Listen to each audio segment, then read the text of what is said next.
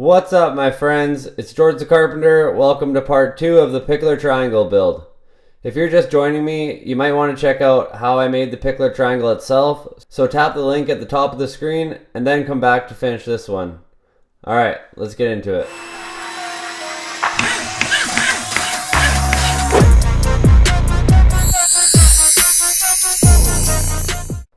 Okay, to kick off this part of the build, I bought a 1-inch oak stair tread to use as a slide and the climbing ramp. Stair treads come with a bull nose on the leading edge, so I set my saw to 10 inches and just rip it off quickly. Now I set the saw to 3/4 of an inch because I need something to hook the dowels so the slide doesn't fall when the kids are playing on it. So I ripped some 3/4 by 3/4 inch stock to use as the stops. Then, once those are ripped, I make a mark at 10 inches and cut them to match the width of the slide. And last but not least, I wanted to put some bumper rails on both sides of the slide so the kiddos don't slip off and hurt themselves when sliding down. So I set the saw to 2 inches and ripped 2 pieces approximately 48 inches long. Now that I got that all cut, it's time to sand all the parts to get rid of any machine marks and make it sliver free. I actually sanded the slide all the way up to 1000 grit. I know, right?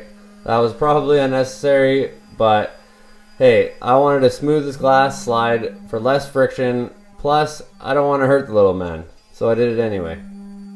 Then with an 1/8 inch roundover, I quickly softened the edges of the stops. I love using my DeWalt router like this for small pieces. Let me know in the comments if you've ever used your router like this. Then I swapped the 1/8 for a 1/4 inch roundover and round both ends of the slide and then sand it smooth. I mark a line 1 inch back from the top of the slide and start pre-drilling the attachment points. I start with a 1/4 inch Forstner bit because I'm going to plug these holes once they're screwed in. Then I line up the stop where it needs to go and pre-drill through the center of the holes for the screws. Using a small amount of glue so they never break loose, I screw the first stop in place.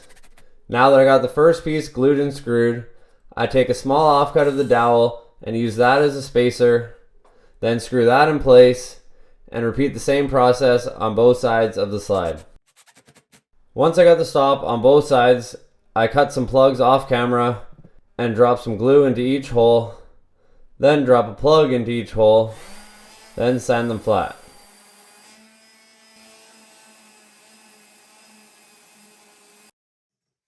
Here I'm measuring the rails for the slide, and I wanted to keep them back a couple of inches so when you flip the slide to use the climbing ramp, they aren't in the way and the end of the ramp sits firmly on the ground. And to add some style to the bottom end of the rails, I just clipped the corners on a 45 and then squared off the end at 1 inch to match the thickness of the slide.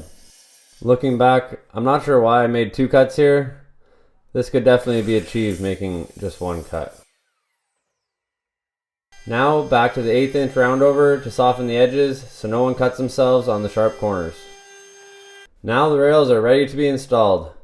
So I use a little bit of glue and then nail them in place with my 18 gauge nailer.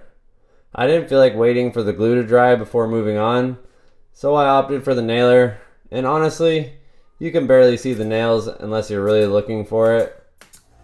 Then once I had those nailed on, I wiped off the excess glue with a wet shop towel.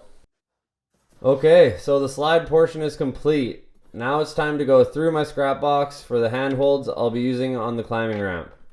Remember folks, save your scraps. I'm so happy I saved all my offcuts from my charcuterie board handles.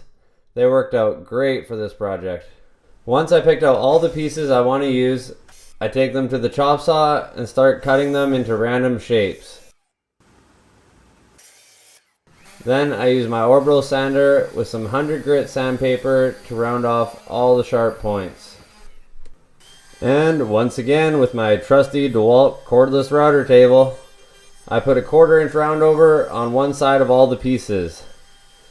Then sound all those pieces smooth all the way up to 220 grit sandpaper.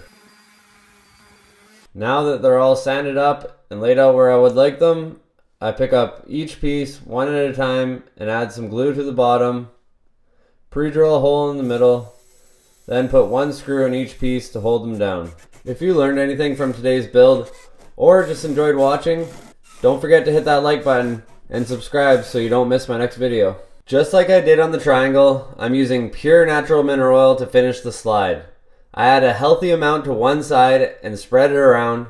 Then I flip the piece and repeat on the other side. Then once both sides have soaked for about 15 minutes, I buff off the excess oil until dry. And there you have it, the slide and climbing ramp to complete your Pikler triangle. I appreciate you sticking around with me and learning how to make a Pikler triangle. I hope you decide to make this for your little one and they have just as much fun as this little guy. Thanks for watching, and I'll see you on the next one.